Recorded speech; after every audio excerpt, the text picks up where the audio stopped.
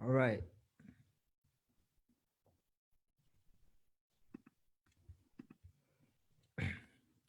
Looks like we are live. So good lunchtime to everybody. My name is Dr. Virgil Moorhead Jr. I am part of the Big Lagoon Rancheria and the Behavioral Health Director here at Two Feathers Native American Family Services. And I'm excited to host with my colleague Chris Shaw, a fabulous and really respected guest, Dr. Howard Fuller. A little bit about the speaker series for those of you that are tuning in for the first time. We have been doing this for about a month and a half, I think. And really the goal of our speaker series is to interview people, tease out the sort of tactics, their worldviews, and ways that things that can help our Native community in this area. Two Feathers Native American Family Services works with Native youth and their families in Humboldt County, which is about 5.5 hours north of San Francisco.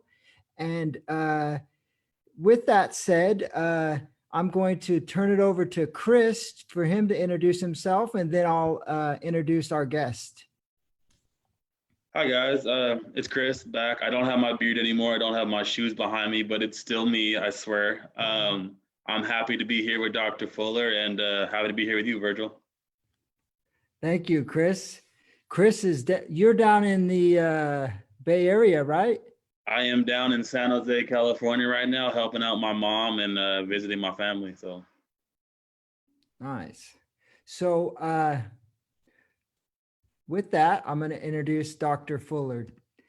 Dr. Fuller is an educational leader and tireless fighter for helping to ensure marginalized communities have high quality education options.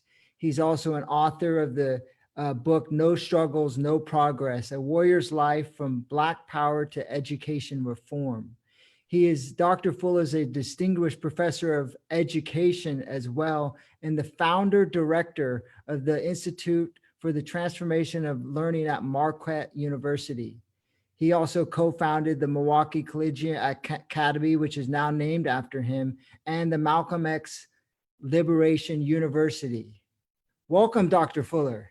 Oh, welcome. Thank you. Thank you so much. I really appreciate it. It's good to be here. And it's good to have you. And so to start as a way of sort of getting into your work, I had recently read a Washington Post article about you, and you said, in writing your book, No Struggle, No Progress, that you were hoping that young people would read what it's like to engage and struggle over a long period of time. And that's one of the things that I got from your book.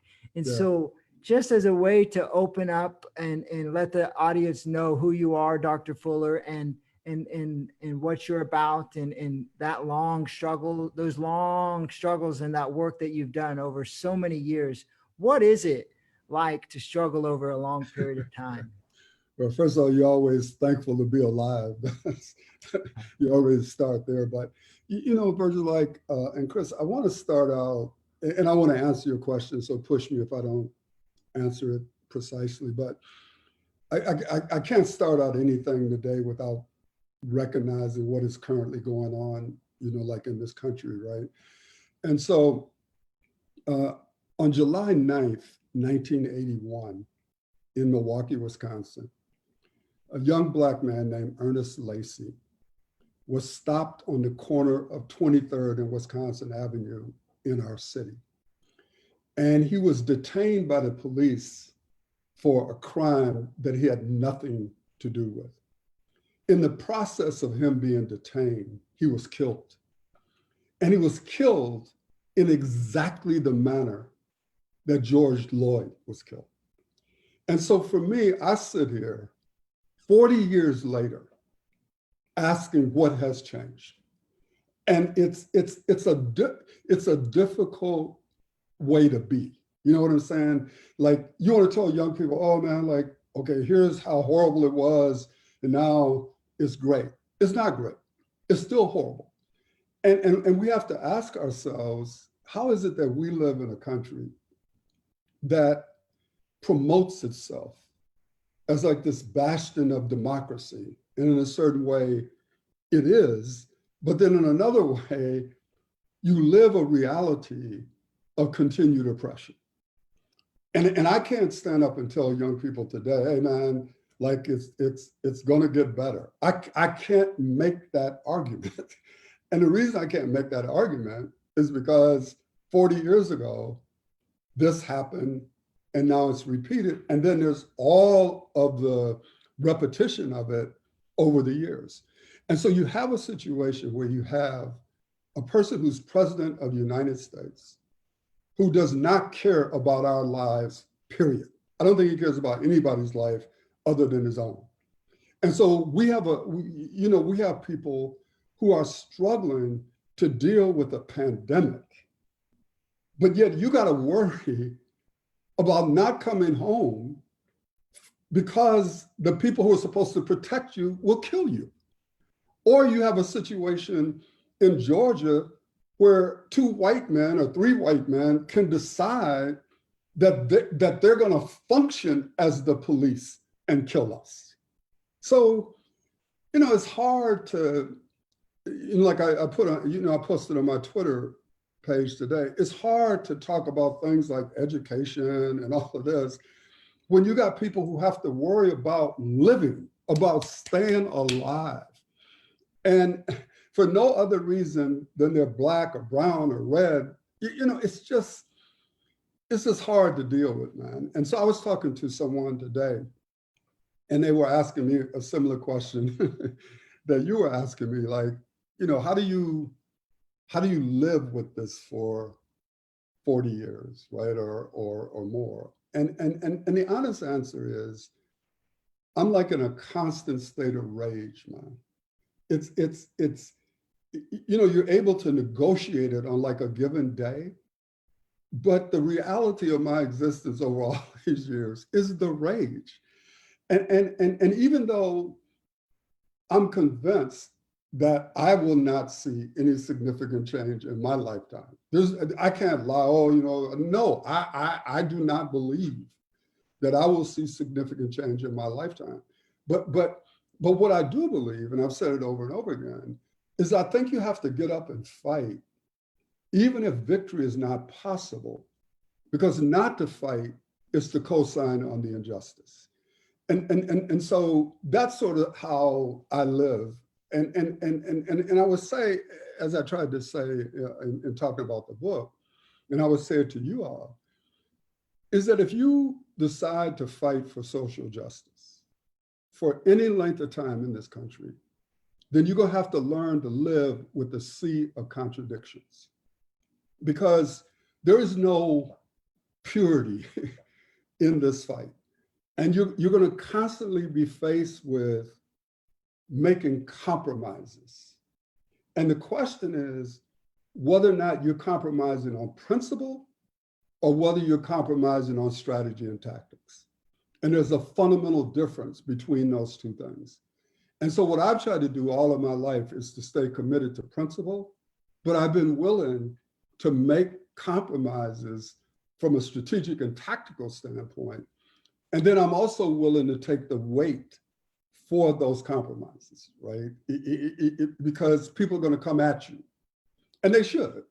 And if you're going to fight out here, you have to be willing to take the weight for decisions that you make, if you believe that those decisions are in some way advancing the struggle of a people that you're committed to.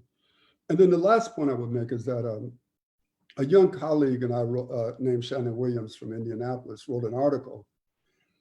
And the article focused on pain, because I believe that you can't do this work if you don't feel the pain of the people who are being oppressed.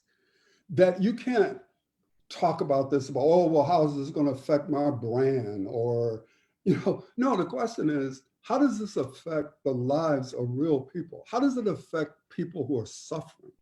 And so in this pandemic, man, we can't act like we're all in this together. That's a lie. We're not all in this together. And to the extent that there is a together, we ain't experiencing all in the same way. Because those of us who have no food, who have no clothing, who have no shelter can't be on a Zoom call. They're not facing this in the same way as those of us who have privilege by virtue of the fact that we got a job or we got a house or, or we haven't had anybody in our family die. You know what I'm saying? So, and so if those of us who have been blessed not to experience that, not to feel the pain of people who are experiencing it, to me, it's unacceptable. And we can't sit here, man, and just let a number like 100,000 people be like a number, as opposed to 100,000 human beings. And a significant number of those human beings did not have to die. They died because we have an administration who don't give a damn about them, who is not concerned even today about their deaths. And so it means that people like us, we got to be concerned about our people dying. We have to be concerned about trying to promote, safe distancing, masks, or whatever, anything that will save our people's lives. Because the people who are in power in this country, at least in certain aspects of it, they don't care, man. And so to get back to your question, I feel the same pain today that I felt when I got started. And in some ways, it's a deeper pain because it has had longer to develop. Thank you for that. And, I have so many questions from what you just said. And, one of the things that it seems like that you've done and not steered away is being proximate and close to the community that you serve or you're there for. And that, one of the things you've said in interviews is so many people try to put these theories out or these strategies from like the 30,000 feet level without being on the ground in the community, right? And being, I guess as the African-American activist or lawyer Brian Stevenson says, getting proximate. Yeah. And that's a big part of, maybe what, Chris and we're trying to do at Two Feathers is that really understanding the needs of our community. And so my question is like, what have you, because there's so many ways to frame the problem, or there's so many levels that you can intervene at. And so what have you found that can be helpful to really understanding the needs of the communities that you serve? Well, I think we would all agree that the first thing you have to do is you have to actually listen to people. You have to actually, in addition to feeling the pain, you have to be able to listen and understand from their perspective, right? Not from your perception of the world, but from the reality of their world. And even though you may not be living it exactly, if you're there for them, and being there for them means I'm going to listen, I'm going to try to figure out how to help you, I'm going to be truthful to you in terms of what I can do to help.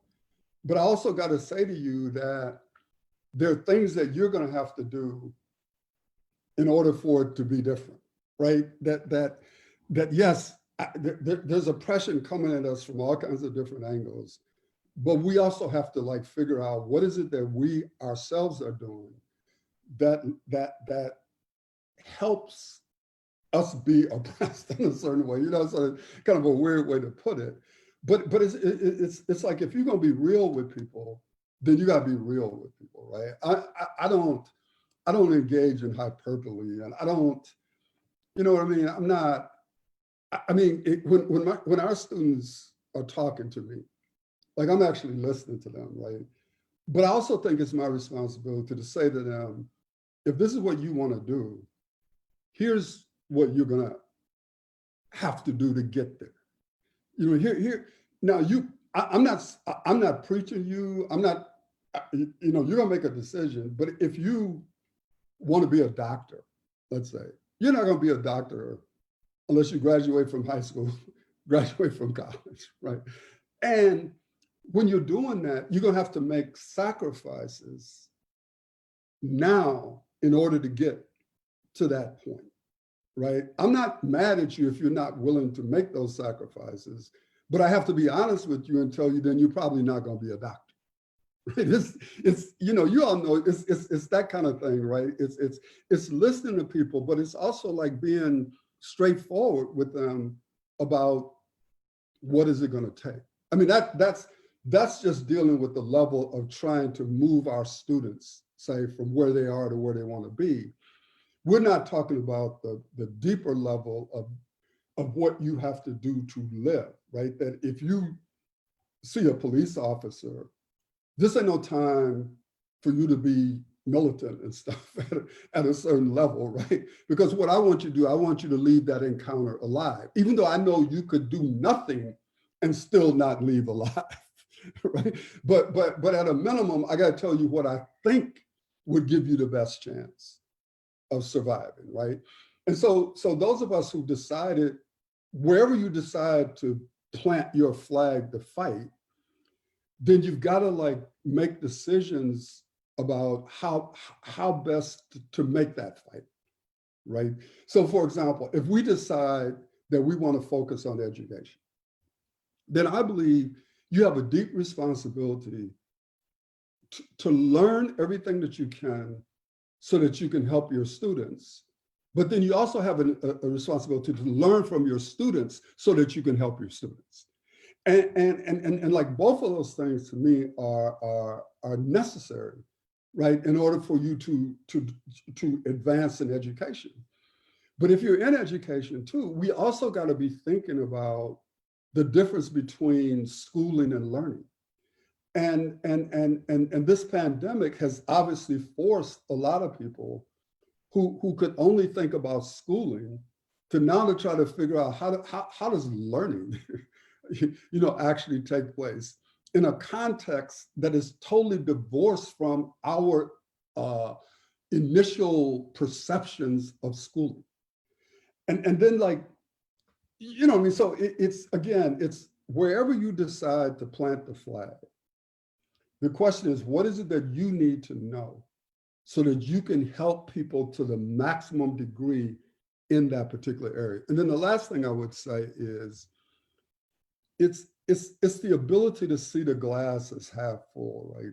Which goes back for me to your initial question about 40 years. Because yesterday I was all like, and pretty much today too, like, I ain't done nothing, man. Like, here it is 40 years later, dude gets killed in the same way. But then I got to step back and say, yeah, but there's some things that you've done in your life that have helped people's life be better. And so a part of our struggle to do it over a long period of time is to be able to see it in that way, or else you will just get totally like frustrated, right? Because it will seem like nothing matters or nothing changes. And to a certain extent, in the broader frame of things, nothing changes, but on the ground, something changes. If you help a kid go to college, or help a kid get a job, or help a kid survive the night or the week, right? Then you got to see that as important and as something actually happened, right? Versus nothing ever happens. That makes sense. And one of the things as a follow-up, is a big part of what we do at Two Feathers is building relationships and really, trying to put a team of relatives around those that are most disconnected in our Native community and over a sustained period of time. And so one of the things that I took from your book and just a lot of your work, and one of the things that we're also trying to promote here at Two Feathers, to think about social work and mental health from a community organizing perspective. And so I'm wondering, as a question, and again, one of the objectives of our speaker series is to learn tools and strategies and ways of thinking to help our community. How is community organizing and played in your work, and what would you offer us and our audience about how to be a good community organizer during these times, whether it's online or, because it's changed. And so just a question around community organizing. Yeah, so I think you put your finger on to this extent, Virgil, is that, okay, so I believe like history does not repeat itself like in a circle like that. I believe it repeats itself through a series of circles that are moving horizontally, which means that even though something that happened before has happened again, it's not the same because it didn't happen under the same historical conditions, right? And so that you all have different tools to organize than I had when I started as an organizer. I didn't have Facebook or Twitter or Snapchat or Instagram, the internet, and all of those things can be used for good or for evil, right? Because what they are is that they're tools, right? And so the kind of organizing that you might do today, it may be the same organizing, but you have to use different principles and different tactics because you have different tools. And people that you're organizing today bring a different set of experiences than the ones that I might have been dealing with 30 years ago. But there's still some things that are the same, right? Like how you treat people is the same. The fact that as an organizer, you always trying to build leadership of the people who you're trying to help rather than advancing yourself, right? That as an organizer, Peter Senge wrote this book years ago called The Fifth Discipline. And one of the things that he talked about was that if you're a leader or / organizer, one of the things you have to do is you have to have a mental model of where it is that you're trying to take people. And then what you have to be able to do is to clearly lay it out to them so that it's no longer just your vision, but it's also now their vision. And then once it becomes their vision, then what you have to be open to is changing whatever your particular vision was coming into it, because now you have the collective wisdom of the people who are being impacted by what it is that you're trying to do, right? So that even though you may be using different tools, I think some of those fundamental principles are the same. And I was going to say to Chris, now just getting into the MSW program, that one of the books that I read many, many years ago was by a dude named David Galper, and it was called The Politics of Social Services. And one of the arguments he was making was how difficult it is for you to work to save people when you're working inside of organizations that were never created for the purpose that you're now trying to put forward, right? So how do you deal with that contradiction, right? Because Chris, one of the reasons that I went into community organizing instead of casework or group work, because back then it was those three forms of social work, was because I thought that casework and group work helped people manage oppression. I wanted to help people end oppression. So that I thought that the way to do that was by organizing, as opposed to, let me try to help you feel better about the fact that you have no food. I'm trying to organize you to get food, and not just to get it this one time, but to create an environment so that you won't be hungry again. So again, it's like you are taking the world that you currently see, the tools that you currently have, and trying to make change using those different tools and using the eyesight that you now bring to it. And what I try to do is to be respectful of how you're trying to go about it, but then to say to you, here's at least what my experience has been. Don't know if that experience will be helpful to you or not, but here it is. Because because I know that the world that you're dealing with is radically different than the world that I started out, as a community organizer. But again, I would argue, and I'll stop though, that some of the fundamentals of organizing are to me still the same. Thank you. I'm gonna throw, you got. Yeah, Dr. Fuller, I'm glad you said that about just about the social work stuff in the first place, because I was like, when I got into the program, I was trying to figure out where I wanted to take it and like what I wanted to do. And like doing research on you, I found this African proverb that you put in one of your talks that said, until the story of the hunt is told by the surviving lions, the talk will always glorify the hunter.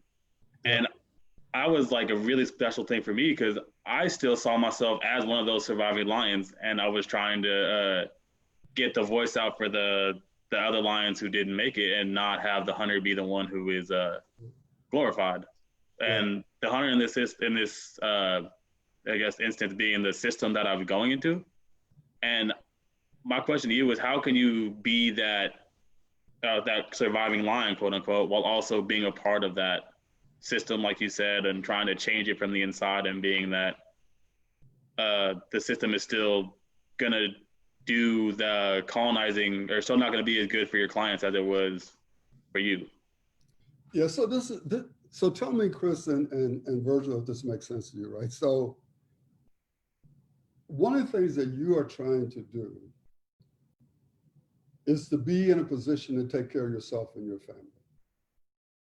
And at the same time, you're trying to make change for people that you care about who are suffering.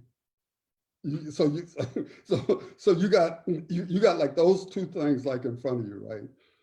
And in order to take care of your family, you have to be employed, or you got to have resources coming in, presumably with a job, right?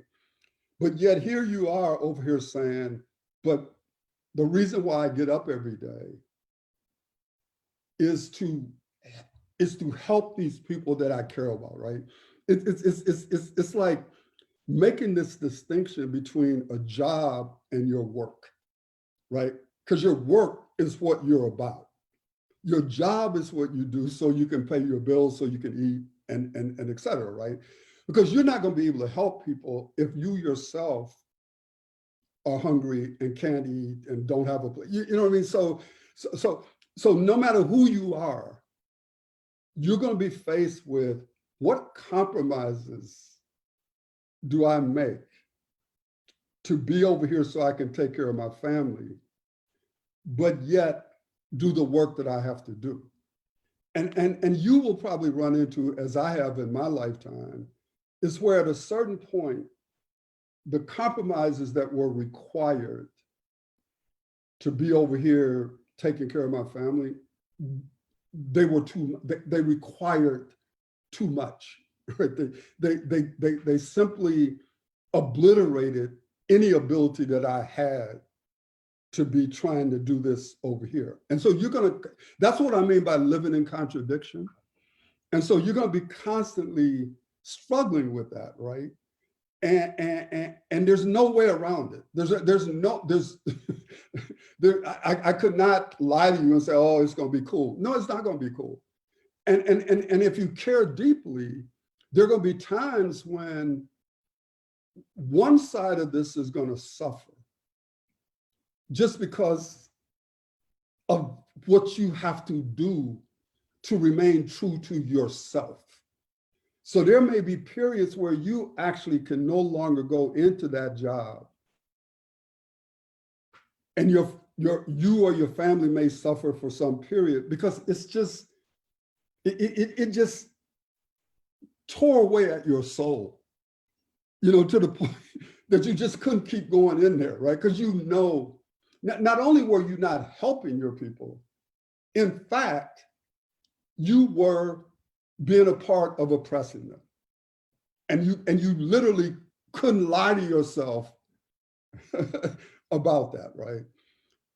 So I wish I could like make it simpler or something, but I honestly think that that's going to be the path that you will be walking for the rest of your life if you don't just sell out and just decide, hey man, like, you know, my primary concern going to be taking care of myself. And you know, so, you know, push me on that if it doesn't. Yeah. Like, As a follow-up to that, because I think, you know, you in your career have got pushback around, you know, whether it's, you know, meeting with the president, George W. Bush, or working with the Waltons and Gates. And one of the things that you talk about is this Derek Bell's interest convergent theory. And so is that kind of like, because we're also in the business and what we're trying to do is get things done and make it better for our community. Right. And so, you know, is that theory still very relevant to your work and navigating those contradictions? Every day. So Derek Bell's book, Silent Covenants, is what you're talking about. And I got to know Derek Bell. We became friends, actually.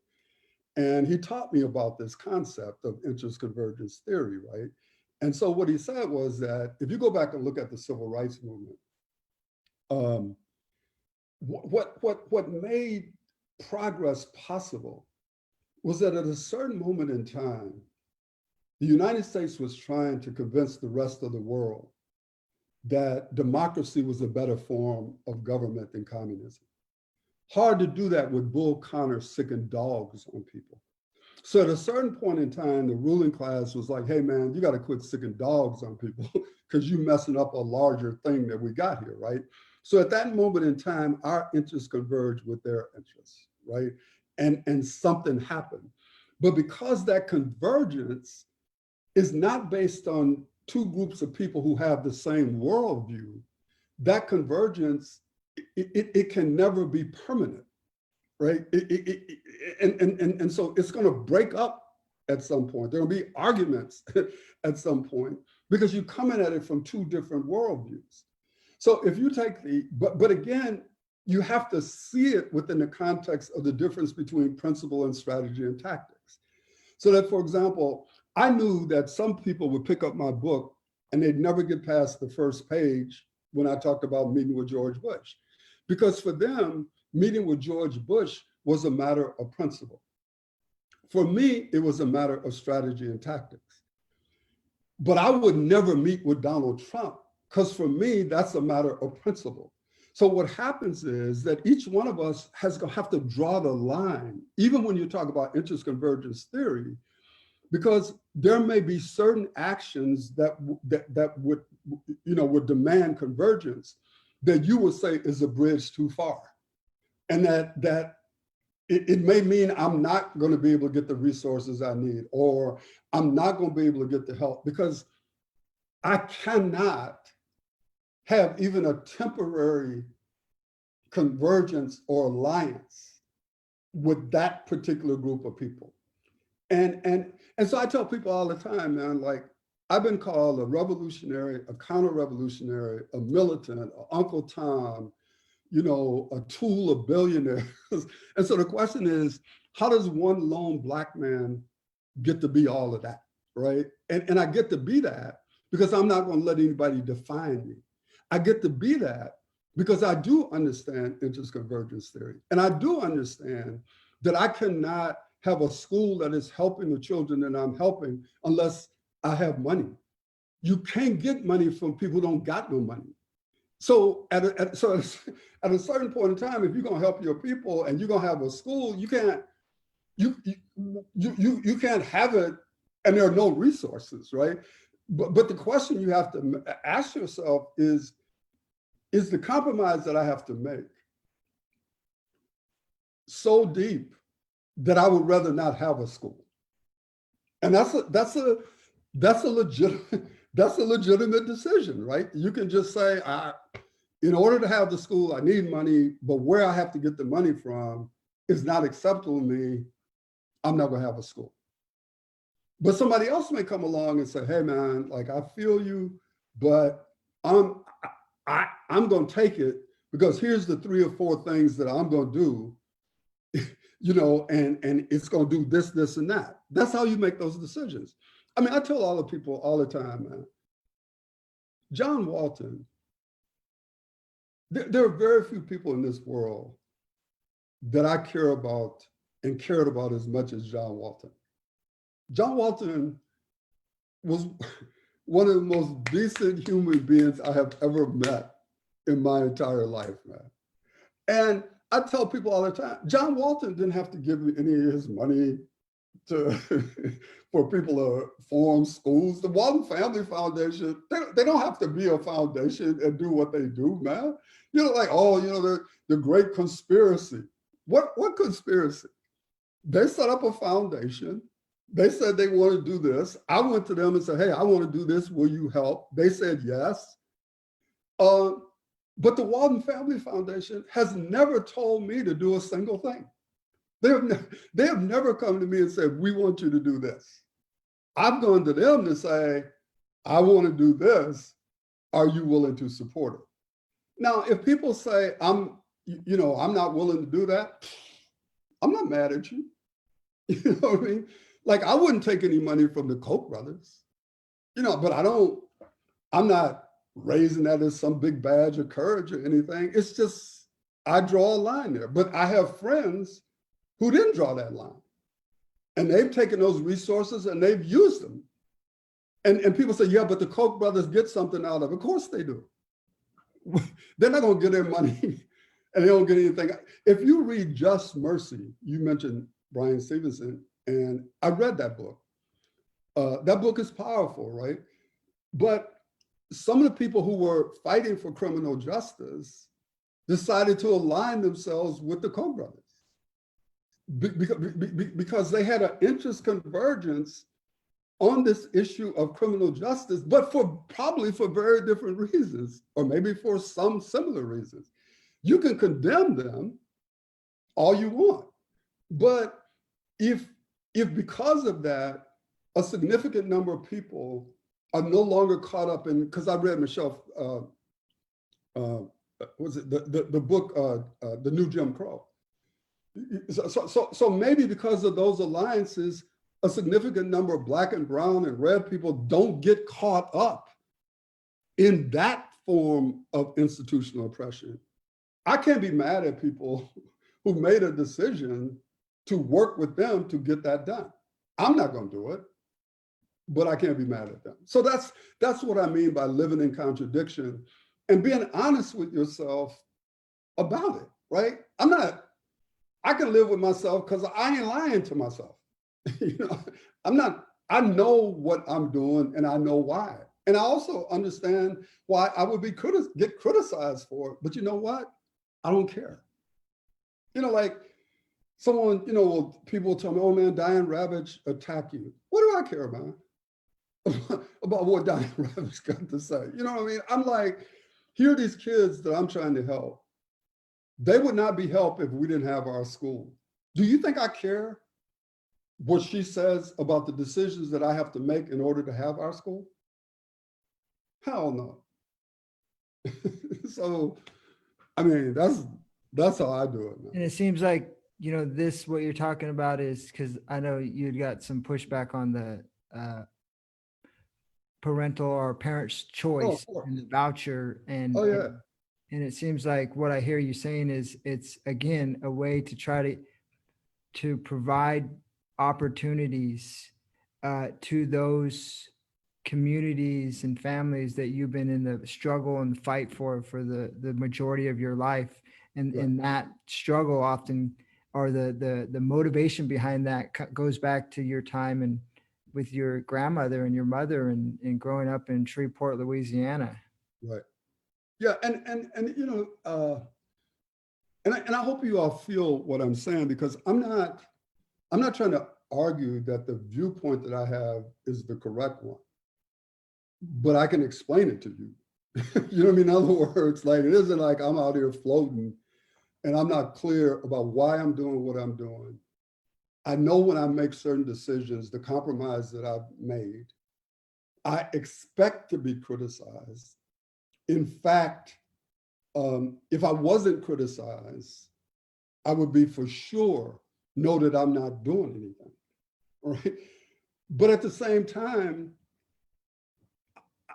so for example, I was the co-chair of the Freedom Coalition for Charter Schools. And this was an organization of people of color, right? To say, look, Bernie Sanders, Elizabeth Warren, all you so-called progressives, when you attack charter schools, you attack the self-determination of a people, right? Because for me, the right to decide where you want to send your child is a issue of self-determination, right? Or if people of color decide to open up schools to educate their children when they weren't being educated by the traditional system, that's a part of self-determination. So what happened is that we wrote a open letter that was critical of Biden. So of course, a number of people jumped in, oh, you're supporting Trump. Hell no, I detest Trump. But I'm not gonna Trump is one of the most despicable human beings walking the face of the earth. But I'm not gonna be silent because I have a right to criticize Joe Biden. Bernie Sanders, ain't nobody telling Bernie Sanders that because you criticize Joe Biden, you for Trump. Ain't nobody telling Bernie Sanders, don't push your particular point of view and try to get Biden to come over to your particular point of view, because if you do that, you helping Trump.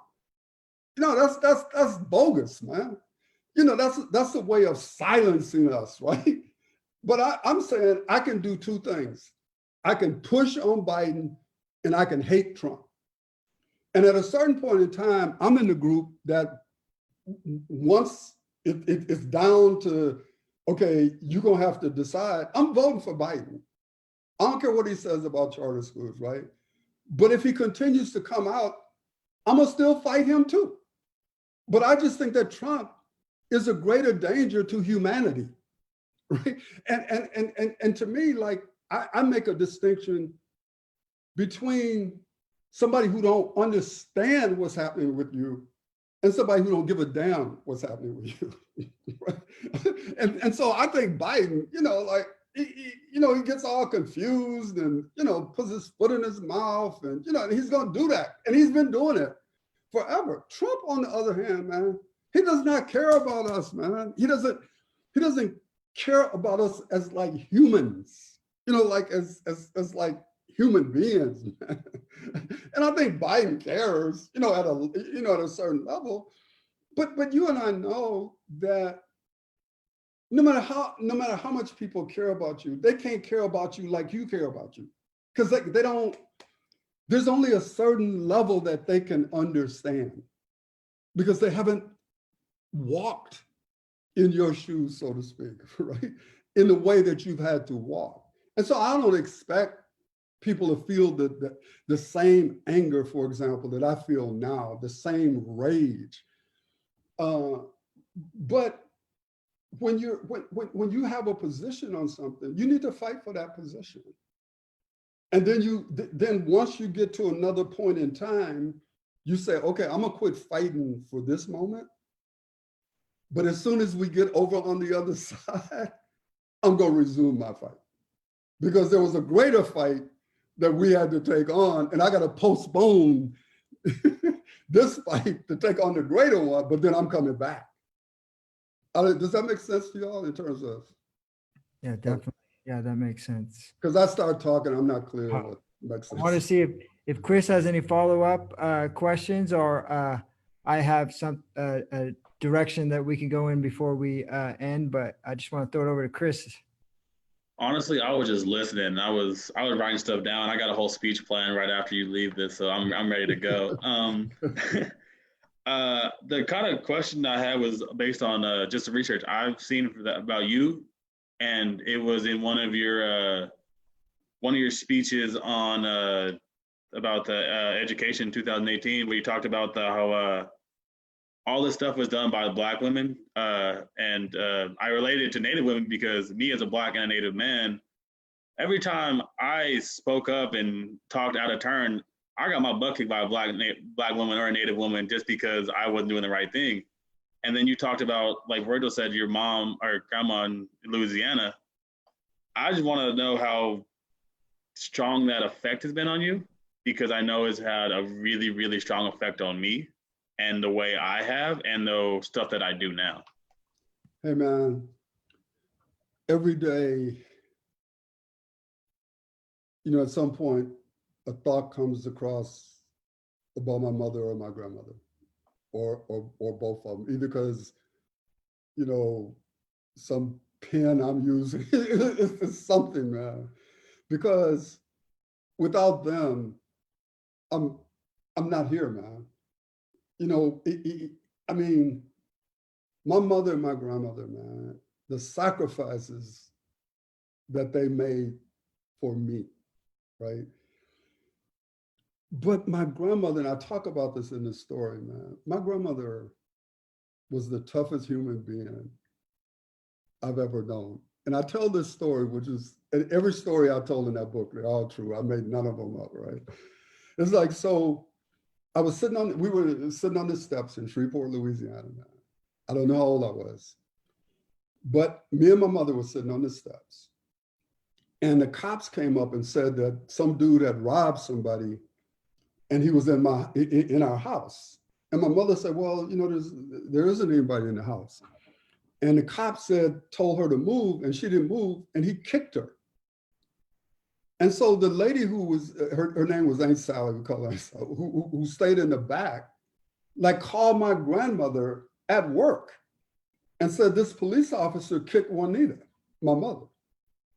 Pearl Wagner, my grandmother, came home, got her gun, and went to the police station, man, looking for the cop that kicked her daughter. This is in Louisiana, right? So this is the blood that runs in my veins, right? And we all have these stories, about our mothers and our grandmothers, our aunts, or, because they had to be so much stronger than we have to be in order to survive, right? And in order to allow us to be at this point, right? So that every day I understand the debt that I owe to them. And what I would say to you, and I know you all probably understand this, that as much as Russell Means or Cesar Chavez or Martin Luther King, you pick somebody, right? As much as those people are honored, it's really the masses of our people who have made history, right?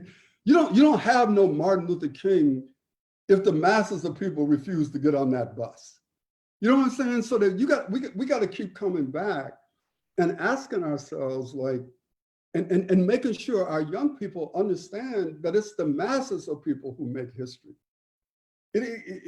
Not the great man and great woman theory that people try to promote. It's the day-to-day struggles of so-called everyday people that has defined our history, and that has, that has brought us forward.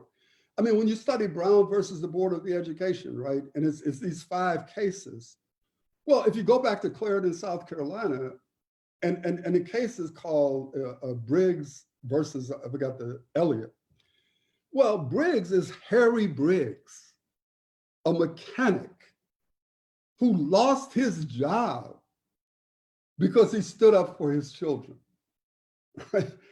And so when we study history and talk about history, like, we have to recognize our mothers, our grandmothers, our aunts, our uncles, all of these people who history will never record their contribution, right?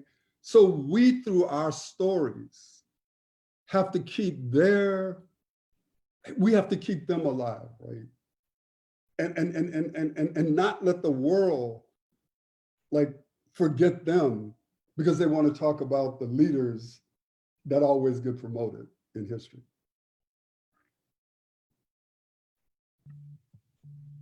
Thank you. So as we're winding down, Dr. Fuller, I wanted to, we do a lot of work in the schools, and part of the speaker series has been inviting a lot of educators such as like Pedro Noguera and Jeff Duncan Andrande and others. and Sandy Grand. And I just wanted to kind of focus a little bit more as we're finishing on schools. And I know one of the things that you've said is that kind of is what drove you into education, is that you see the power of education or schooling to can potentially change the world. While we can't just focus on the schools without focusing on poverty and housing inequities, but the power of schools. And so, in looking at the Dr. Howard Fuller Collegiate Academy, 8 years in a row, you have 100% college high school students going to college. It's so been accepted in college. Yeah, accepted at college and other successful outcomes. And so my question is, like, in these day and age, in this day and these times, what is, broadly speaking, how do we go about creating effective schools such as your Academy Institute? And what are some of the things that we need to take into consideration, whether it be, you as a former superintendent in that perspective, or a principal, or teachers? Like, how do we create effective schools? And what has worked at your academy? Yeah, and it's a day-to-day struggle, right? I want everybody to understand that, we're still a work in progress, man. This was pre-COVID, and post-COVID and in COVID, the reality of that struggle, right? But here's what I would say. First of all, every educator should read Pedagogy of the Oppressed by Paulo Freire, right? And in the beginning of that book, in the foreword of that book, this guy named Russell Shaw, I forgot his name, but he says, reflecting on Paulo Freire, is that the purpose of education is not to train our young people to fit into the logic of the current order and conform to it, but that the purpose of education is to prepare young people to engage in the practice of freedom, the transformation of their world. And so for me, you have to approach the development of a school with that in mind. The second thing, and I said this when they decided to change the name of the school and honor me by naming it after me, that I didn't want my name on a building where when the kids came into that building, they didn't feel loved. And it's, Marianne Williamson wrote this book, Return to Love. And she was talking about how the princess kissed the frog and turned the frog into a prince, right?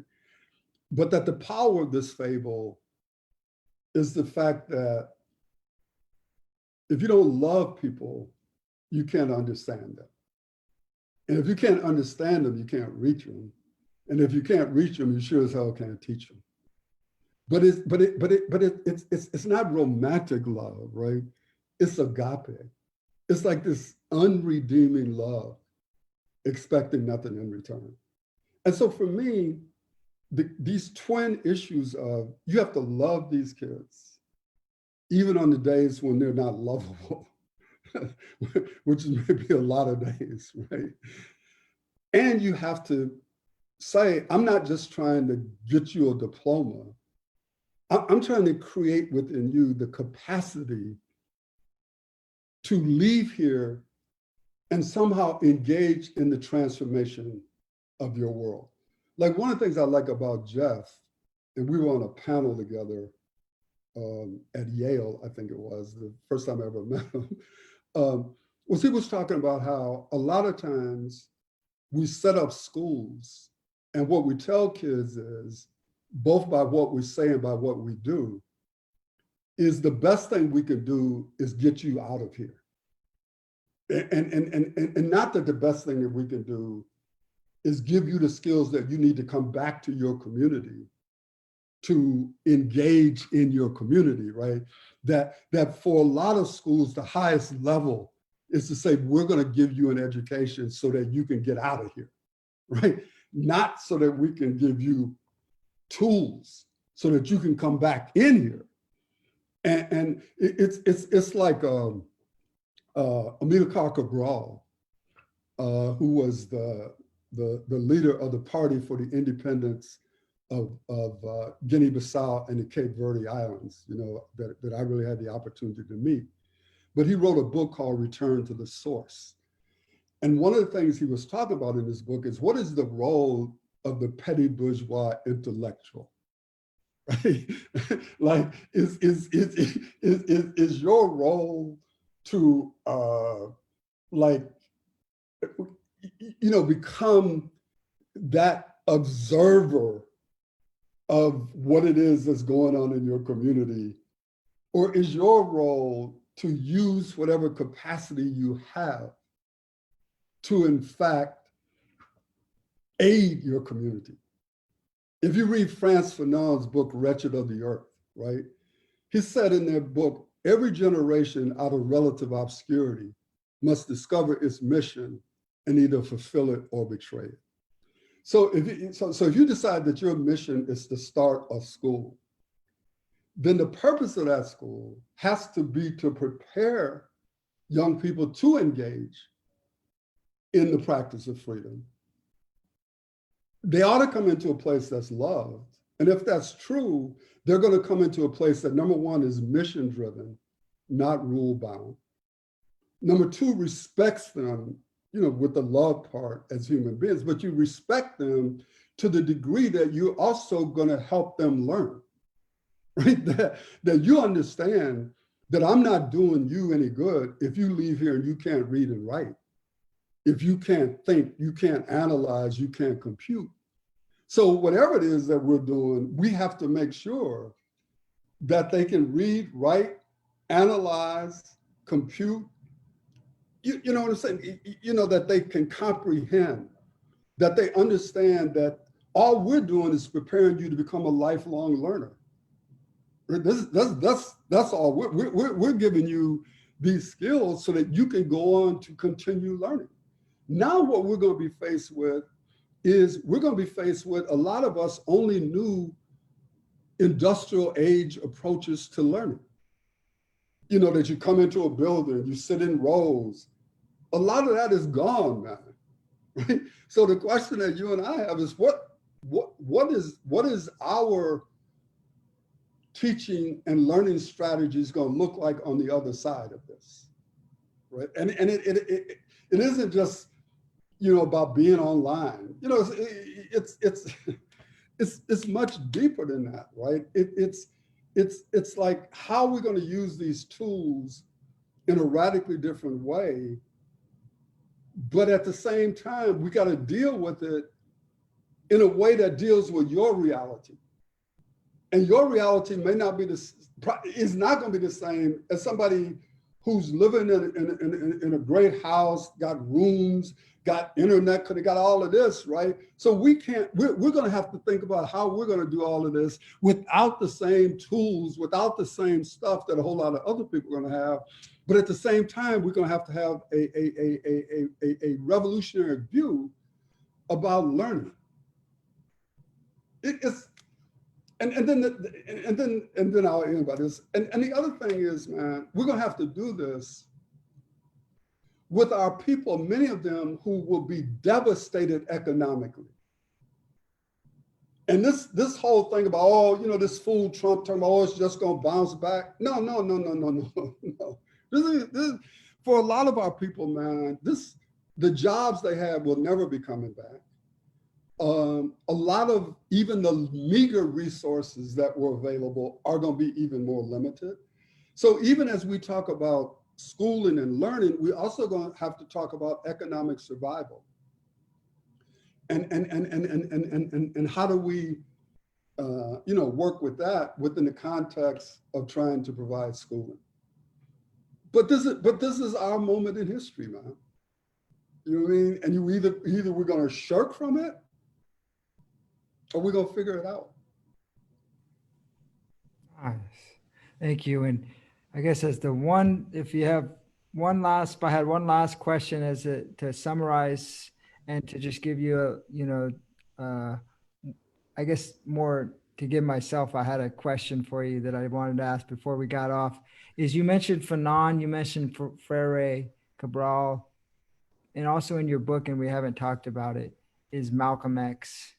And so my question, as sort of my last question, is what would, you said that he was one of the biggest influences on your life. And so if you could just talk a little bit about that, but also maybe it might be a little bit of a reach, but what do you feel like Malcolm X would think during these times and approach, and turning it back to what's going on in Minnesota and yeah.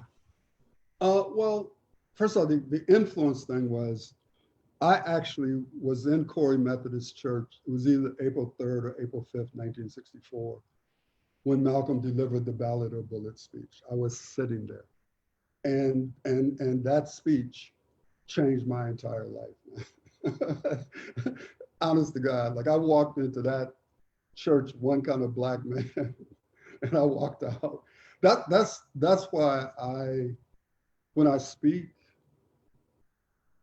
I understand that a speech can actually impact someone's life, right? Because it impacted my life. It changed the direction of my entire life. That speech, right? It's always difficult, man, and we have to be careful about saying what Malcolm would do today, because we really don't know necessarily, right? Because he might be at home like the rest of us. You know what I mean? Like so to a certain extent, you have to think that he would be enraged, obviously, about what it is that's happening. Assuming he was still young, because he'd be how old now, but the question of what would he do, we really don't know. But we know that he would be standing up for justice. We know that. We don't know the form in which it would take, right? But it's clear, studying his life, where he would be. Today on this issue, we pretty much know that. We just don't know like what form it would take. But Malcolm had this huge influence on me, and I would say this. You didn't ask me this, but I gotta get this in. Like a lot of people look at Martin Luther King, and they talk about the March on Washington as being this phenomenal speech. No, the greatest speech that he ever gave was when he came out against the war at Riverside Church. And if you've never heard that speech, I'm going to send it to you all, because this is the one you should listen to. And that, in my view, is the one that got him killed. Because when you listen to it, you will see. And so I'm making a point that a speech can change a person's life and help end a person's life, by virtue of the power of words and what they can mean. Thank you for that, Dr. Fuller. And I know, in reading your book and watching your speeches, your words and your presentations and stories has really been very moving. And I know, Chris, if you wanted to add a little bit. Yeah, definitely. I'm always moved by hearing what you say, reading what you wrote. I'm fascinated to learn more and hear more from you. So it's great. Hey, well, y'all know how to reach me. Yeah, gotcha. I thank really you. appreciate you all having me on. Yeah, thank you for your time, definitely. And it was a great time. And for those of you tuning in, we will answer some of your questions on the comments section, and that we will be back at it next week. Look out for some flyers, and I hope you have a good rest of this wonderful Friday and this weekend. And thank you. Yeah, I'll send you all some stuff too. I know I owe you all some stuff. I'll send it to you.